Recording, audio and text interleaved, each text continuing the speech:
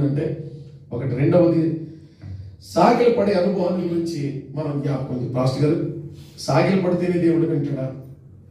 కుర్చీలో కూర్చుంటే వెండా, లేకపోతే చాప మీద కూర్చుంటే వెండా, లేకపోతే బాస్పట్లు వేసుకుని కూర్చుంటే దేవుడు మన ప్రార్థన విన్నా? ఇక్కడ అది కాదు సమస్య. మనం గమనించాల్సింది ఏంటంటే దేవుని సన్నిధిలో మనం దేవుడిని ఆరాధించేటువంటి విధానం ఒకటి ఉంటుంది. అది మనం గుర్తుపెట్టుకోవాలి. ఈరోజు దేవునికి స్తోత్రం. విధానం ఒకటి ఉంటుంది. మనం అది జ్ఞాపకం చేసుకోవాలి. రోజు మీ అందరికీ బాగా తెలిసిన విషయం, మీరు చూసారు లేదో నాకు తెలియదు, కానీ రోజు రాజశేఖర రెడ్డి గారు ముఖ్యమంత్రిగా ఉన్నప్పుడు ఆ ఊరు కడప వెళ్ళాడైనా, వెళ్ళినప్పుడు సిఎస్ఐ చర్చికి వెళ్ళారు. ఆదివారం ఏమనుకున్నాను సర్వీస్ నాకు తెలియదు, మరి నేను చూశాను. అందరూ చూశాను, యూట్యూబ్లో కూడా మీరు చూసే ఉంటారు, చూడొచ్చు కూడా. ఇప్పటికీ ఆయన సీఎంగా వెళ్ళినప్పుడు ఎలా ఉంటుందండి, చర్చ్ అంతటినే పోలీసులు ముట్టడి చేసేసి మొత్తం జల్లిని పెట్టేశారు. గడికి ఒక కానిస్టేబుల్ ఉన్నాడు అక్కడ, చాలా హై సెక్యూరిటీ ఉంది. రాజశేఖర రెడ్డి గారికి ప్రత్యేక దూరం నుంచి లోపలికి వచ్చారు. అవన్నీ వీడియో చూశాను నేను. ఇలా లోపలికి రాగానే అందరికీ అనుకున్న స్టైల్ ప్రకారం అభివాదనం చేసి వందనం చేశారు. చేసినప్పుడు వెళ్ళి ఫ్రంట్ లైన్లో బెంచ్లో కూర్చున్నారు. అప్పుడు సిఎస్ఐ బిషప్ గారు, సిఎస్ఐ చచ్చేది కడపలో పులివెందుల్లో, సిఎస్ఐ బిషప్ గారు గౌరవంగా నిలబడి రాష్ట్ర ముఖ్యమంత్రి గారిని వేదిక మీద రమ్మని పిలిచారు. రాజశేఖర రెడ్డి గారికి ఎవరు అందరూ కూర్చొని ఉన్నారు. రాజశేఖర రెడ్డి గారు గౌరవంగా పైకి లేచి నమస్కారం పెట్టి, నేను ఇక్కడే కూర్చున్నాను. పైకి వెళ్ళలేదు, అక్కడే కూర్చొని ఉన్నాడు. ఆ తర్వాత మెసేజ్ అయిపోయింది.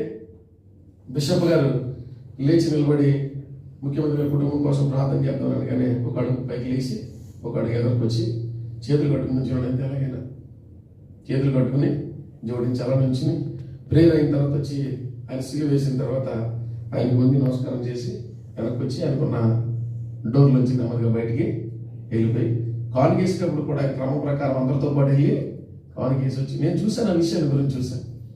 దేవుడిని ఆరాధించే విధానంలో సాగిల పడడం అనేది ఓ ప్రత్యేకమైనటువంటి కోణం. దేవునికి స్తోత్రం. సాగిల పడే విధానం మనల్ని భౌతికంగా ఏమంటే మానసికంగా మనల్ని ఒక సంతృప్తికరంగా మనం ఒక అడుగు ముందుకు వేసాం అనేటువంటి తృప్తి మనకు మిగల్చడానికి సాగిల పడే అనుభవం చాలా ముఖ్యమైనటువంటి ప్రార్థన. అర్థమవుతుందా మీకు? మీరు అలా వచ్చి కూర్చుని వెళ్ళిపోండి, అది వేరే విషయం. రాగానే కూర్చు పక్కన మోకరించి అలా 2 నిమిషాలు మోకల మీద ఆ తర్వాత కూర్చొని ఏ మాట వెలువడినా ఒక్కడు కూడా పక్కకి పోదు. సాగిలు పడటం వల్ల మనం సాధించే విషయం అది. దేవునికి స్తోత్రం. సో అందుకని వీళ్ళు ఆ సాగిలు పడడం ఎంత శక్తివంతమైందో మీకు ఒక్క మాట చెప్పి నేను మరో మాటలోకి వెళ్తాను. సంఖ్యాకాండం 16 అధ్యాయం అనుకుంటున్నాను, అది 16 అధ్యాయం 45 వచనమని అనుకుంటున్నాను. 44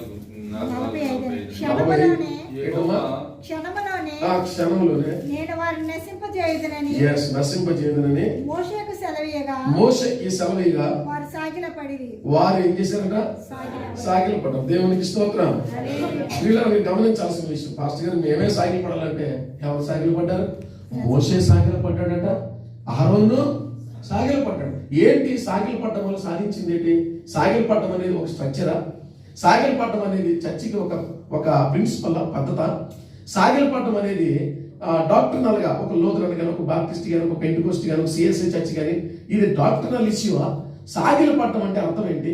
ఎందుకు సాగిల పడాలి అని నువ్వు ప్రశ్నించుకుంటే నువ్వు గమనించాల్సిన విషయం ఏంటంటే, ఇంత గొప్ప దేవుని చేత నడిపింపబడిన మోషే అహరోనులు ఇద్దరు దేవుని యొక్క బలిపీఠం దగ్గర ఏమయ్యారట?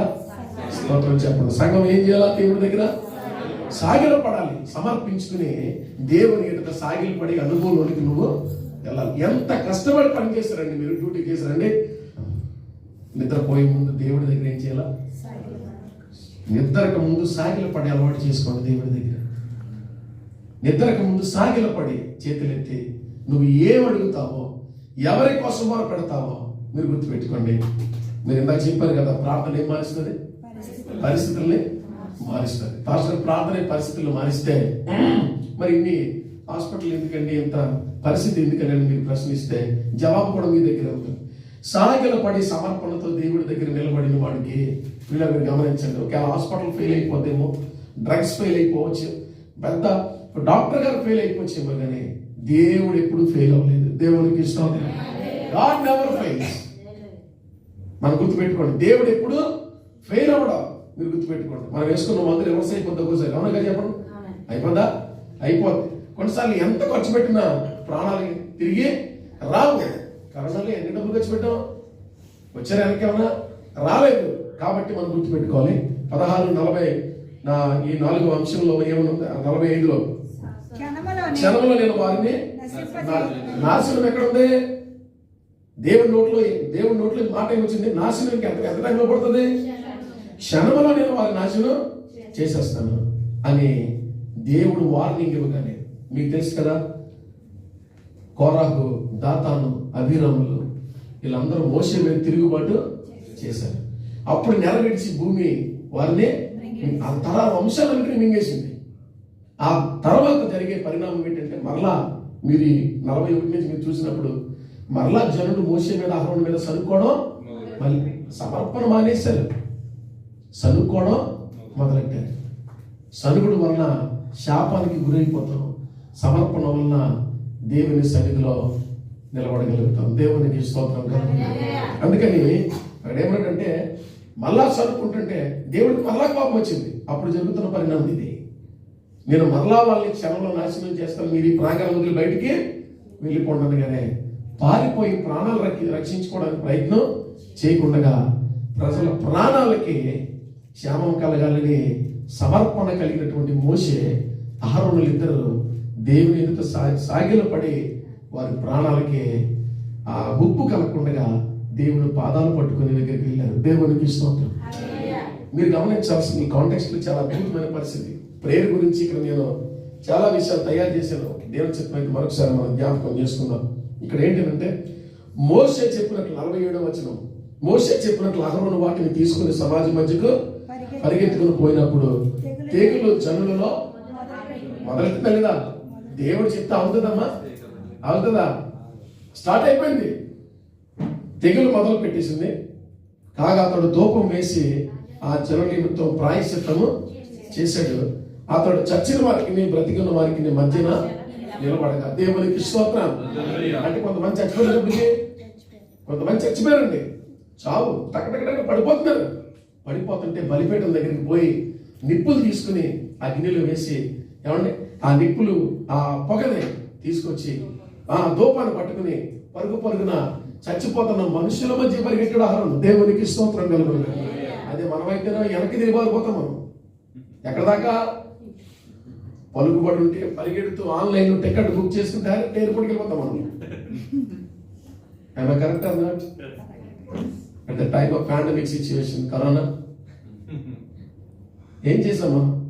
ప్రాణాల చేతితో పట్టుకుని పారిపోయాం, భయపడిపోయాం, బెంబేలెత్తిపోయాం. కారణం ఏంటి? దేవుడి దగ్గర సాగిలు పడి చస్తే చచ్చాం, బ్రతికితే బతుకున్నాం, తెగింపు లేక, సమర్పణ లేక. ఉన్నవాళ్ళు చచ్చిపోయినా ఏంటి ఇప్పుడు? బతికి సాధించేసింది ఏముంది? బతికినా ఏమవుతాం? కొన్నాళ్ళకే చచ్చిపోతాం. కరోనా వెళ్ళిపోయి వచ్చిన సమర్పణ మనకి ఇది.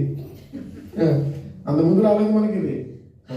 కొన్ని పరిస్థితులు అయిపోయిన తర్వాత చాలాసార్లు సమర్పణ వచ్చేస్తే మనకి ప్రయోజనం ఉండదమ్మా. అప్పుడు మీకు ఎప్పుడు రావాలో సమర్పణ అప్పుడే రావాలి. టైం అయిపోయాక సమర్పించుకునే ప్రయోజనం ఏమీ లేదు. కాబట్టి సాగిలు పడ్డాడు, పరిగెత్తుకుని ఆ ధూపాన్ని పట్టుకుని పట్టమని రాలిపోతున్నారు జనం.